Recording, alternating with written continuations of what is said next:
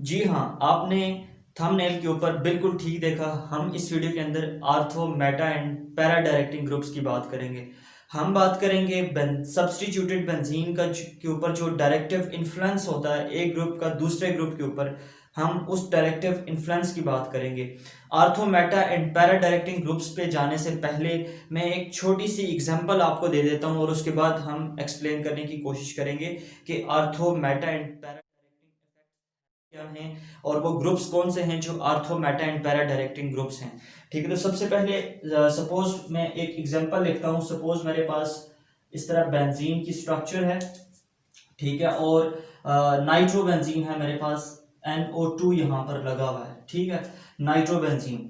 अब देखें ये मोनो सब्स्टिट्यूटेड बेंजीन है, ठीक है, इसके ऊपर एक सब्स्टिट्यूएंट लगा हुआ है। जिस वक्त क्लोरीन जो सेकंड सब्स्टिट्यूएंट है इस बेंजीन के ऊपर अटैक करने की कोशिश करता है तो एक कैटलिस्ट की भी जरूरत होती है, FeCl3, ठीक है, इस कैटलिस्ट की प्रेजेंस में ये रिएक्शन होता है, ठीक है। अब जो क्लोरीन है, ठीक है, वो या तो आर्थो पोजीशन पे लग सकता है या फिर मेटा पे या फिर पैरा पे, लेकिन यहाँ पर हम ये देखते हैं कि सिर्फ और सिर्फ जो नाइट्रो बेंजीन है इसके अंदर इसके ऊपर जिस वक्त क्लोरीन का अटैक होता है तो सिर्फ मेटा पोजीशन पे ही क्लोरीन आके अटैच होता है, आर्थो एंड पैरा पोजीशन के ऊपर नहीं हो सकता, ठीक है। हमारे पास मेटा क्लोरो नाइट्रो बेंजीन बनता है, ठीक है। इसके बाद सपोज अगर हमारे पास एक एग्जांपल और देता हूं, इस तरह बेंजीन है और इसके ऊपर क्लोरीन लगा हुआ है, ठीक है, Cl लगा हुआ है, क्लोरो बेंजीन हमारे पास मौजूद है और हम क्या करना चाहते हैं, हम नाइट्रो ग्रुप इसके ऊपर अटैच करना चाहते हैं, यानी कि हम चाहते हैं कि इस क्लोरो बेंजीन के ऊपर हम सेकंड सब्स्टिट्यूएंट भी अटैच कर लें। नाइट्रो जो हो वो सेकंड सब्स्टिट्यूएंट नाइट्रो ग्रुप होना चाहिए। तो ऐसा करने के लिए हमें H2SO4 प्लस HNO3 ये अप्लाई करने पड़ेंगे, ठीक है, क्योंकि इनके रिएक्शन से नाइट्रो ग्रुप जनरेट होगा, जो नाइट्रो ग्रुप NO2 ग्रुप इस बेंजीन रिंग के ऊपर अटैक करेगा, ठीक है। अब जब नाइट्रो ग्रुप यहां से जनरेट होगा तो ये देखने में आया है कि वो नाइट्रो ग्रुप या तो इस क्लोरोबेंजीन के ऊपर मेटा पोजीशन पे वो नहीं लगता, या तो वो यहां पर अटैच हो जाएगा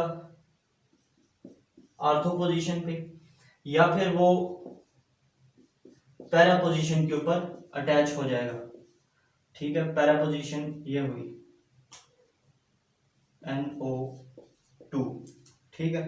अब यहां पर एक क्वेश्चन है कि इन द फर्स्ट केस कि जिस वक्त हमारे पास नाइट्रोबेंजीन था, जब हमने इसके ऊपर क्लोरीन अप्लाई किया तो वो मेटा पोजीशन के ऊपर ही जाके क्यों लगा, ठीक है। इन द सेकंड केस जिस वक्त हमने चाहा कि नाइट्रो ग्रुप क्लोरोबेंजीन के साथ अटैच कर दें तो वो आर्थो या पैरा पोजीशन पे ही जाके क्यों लगा, वो मेटा पोजीशन के ऊपर क्यों ना जाके लगा।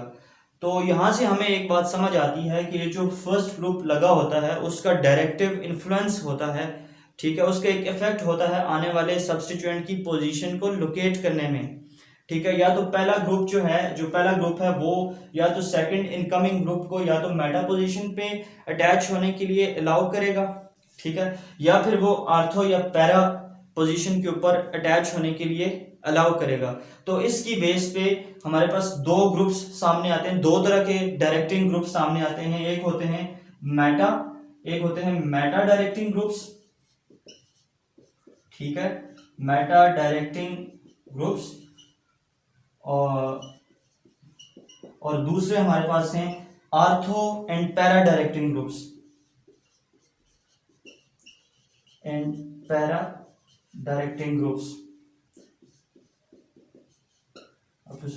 अच्छा, ये दो तरह के ग्रुप्स हमारे सामने आते हैं।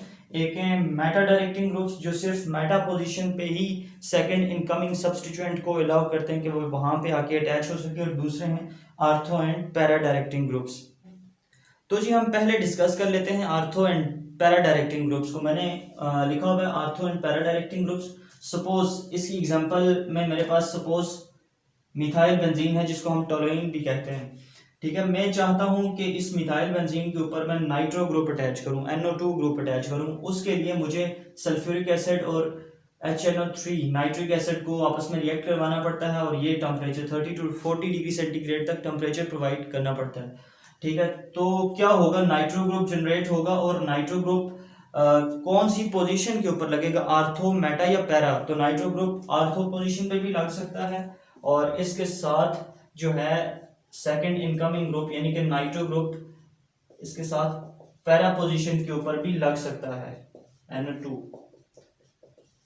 ठीक है, तो ortho and para directing groups. तो यहां पर देखें कि नाइट्रो ग्रुप, एक में नाइट्रो ग्रुप आर्थो पोजीशन पर लगा और दूसरे में पैरा पोजीशन के ऊपर लगा। तो ortho and para directing groups कौन से हुए, those groups which release electrons on benzene ring and they facilitate the availability of electrons at ortho and para positions. Such groups are called ortho and para directing groups. अच्छा, क्योंकि ये वाले जो groups हैं जो ऑर्थो पैरा डायरेक्टिंग ग्रुप्स हैं, ये एक से ज़्यादा पोजीशंस प्रोवाइड करते हैं नेक्स्ट इनकमिंग ग्रुप को, तो सो हम ये कह सकते हैं कि due to ortho and para directing groups the reactivity of benzene increases. ठीक है, बेंजीन की रिएक्टिविटी इंक्रीज कर जाती है। तो मैं कुछ एग्जांपल्स दे देता हूँ। ठीक है, 3-4 एग्जांपल्स हैं, आप याद रखिएगा। ब्रोमीन, उसके बाद क्लोरीन, उसके बाद आयोडीन, उसके बाद हाइड्रोक्सिल ग्रुप और उसके बाद NH2 और उसके बाद OCH3 ग्रुप। अच्छा, ये जितने भी ग्रुप्स मैंने आपके सामने लिखे हैं ये सारे के सारे ortho and para directing groups हैं। ये जब भी as a mono substituent benzene ring के ऊपर अटैच होंगे तो ये नेक्स्ट इनकमिंग ग्रुप को हमेशा आर्थो और पैरा पोजीशंस पर ही अलाउ करेंगे। इसके अलावा कोई भी, जब इनकी प्रेजेंस में कोई भी इनकमिंग ग्रुप मेटा पोजीशन के ऊपर नहीं लग सकता। अच्छा, अब चलते हैं मेटा डायरेक्टिंग ग्रुप्स की तरफ। मेटा डायरेक्टिंग ग्रुप्स कौन से होते हैं?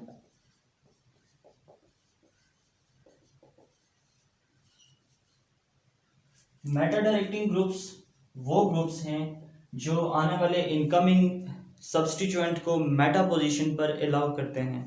सपोज मेरे पास नाइट्रोबेंजीन है, ठीक है, और मैं चाहता हूं कि एक और नाइट्रो ग्रुप इस नाइट्रोबेंजीन के ऊपर अटैच करूं।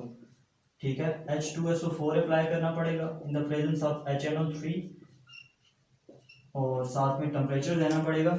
ठीक है, तो NO2 ग्रुप जनरेट होगा, नाइट्रो ग्रुप जनरेट होगा और वो नाइट्रो ग्रुप जो है, नाइट्रो ग्रुप आके अटैच होगा सेकंड नाइट्रो ग्रुप आर्थो या पैरा पोजीशन के ऊपर कभी भी अटैच नहीं होगा, बल्कि वो मेटा पोजीशन के ऊपर अटैच होगा। अब यहाँ पर क्यों अटैच हुआ, इसकी क्या रीज़न है? इसकी रीज़न ये है कि जो मेटा डायरेक्टिंग ग्रुप्स होते हैं ये इलेक्ट्रॉन रिलीजिंग ग्रुप्स नहीं होते, बल्कि ये इलेक्ट्रॉन विदड्राइंग ग्रुप्स होते हैं। इलेक्ट्रॉन्स को विदड्रॉ करते हैं। कहाँ से विदड्रॉ करते हैं? या तो आर्थो पोजीशन से या फिर पैरा पोजीशन से। आर्थो और पैरा दोनों पोजीशन से इलेक्ट्रॉन्स को विदड्रॉ करते हैं, अपनी तरफ इलेक्ट्रॉन्स को खींच लेते हैं। अब इन दोनों जगहों पर क्या होता है, इलेक्ट्रॉन्स की डेफिशिएंसी हो जाती है, आर्थो पोजीशन के ऊपर भी और पैरा पोजीशन के ऊपर भी। जब यहाँ पर इलेक्ट्रॉन्स की डेफिशिएंसी है तो जाहिर बात है कि आने वाला जो इलेक्ट्रोफाइल है वो प्रेफर करेगा उस जगह पर अटैक करने को जहां पर उसको इलेक्ट्रॉन्स फ्रीली अवेलेबल होंगे। तो as compare to ortho and para positions, electrons are more available at meta positions when there is a meta directing group. ठीक है, तो जिस वक्त कोई मेटा डायरेक्टिंग ग्रुप लगा होगा तो मेटा पोजीशन पर ही आके सेकंड इनकमिंग ग्रुप अटैच हो सकता है। आर्थो और पैरा पोजीशंस के ऊपर भी वो कभी भी अटैच नहीं होगा। कुछ ग्रुप्स हैं, ये एग्जांपल्स आप याद रख लें। ये ग्रुप्स जब भी बेंजीन रिंग के ऊपर अटैच होंगे तो वो आने वाला इनकमिंग एजेंट जो है वो हमेशा मेटा पोजीशन के ऊपर ही अटैच होगा। उनमें सबसे पहले COOH ग्रुप, उसके बाद CHO एल्डिहाइडिक, उसके बाद COR, ठीक है, और उसके बाद एक ग्रुप और है CN साइनाइड। ठीक है, ये जो ग्रुप्स हैं ये इलेक्ट्रॉन विदड्राइंग ग्रुप्स हैं और इनको हम मेटा डायरेक्टिंग ग्रुप्स बोलते हैं। तो ये थी आज की वीडियो जिसमें आपने सीखा कि कैसे आर्थो मेटा और पैरा पोजीशंस के ऊपर सेकंड इनकमिंग सब्स्टिट्यूएंट्स जो हैं वो अटैच होते हैं और कैसे जो फर्स्ट सब्स्टिट्यूएंट होता है वो कैसे अपना डायरेक्टिव इन्फ्लुएंस शो करता है on the second incoming groups. Thank you for watching.